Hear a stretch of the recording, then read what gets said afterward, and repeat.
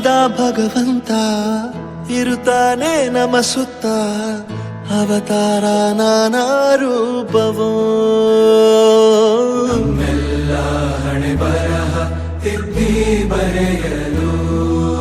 ಕತ್ತಲೆಯಿಂದ ಬಂತ ನಮ್ಮ ಕೈಯ ಹಿಡಿಯುತ್ತ ಕರೆದೊಯ್ದ ಬೆಳಕು ತೋರಲು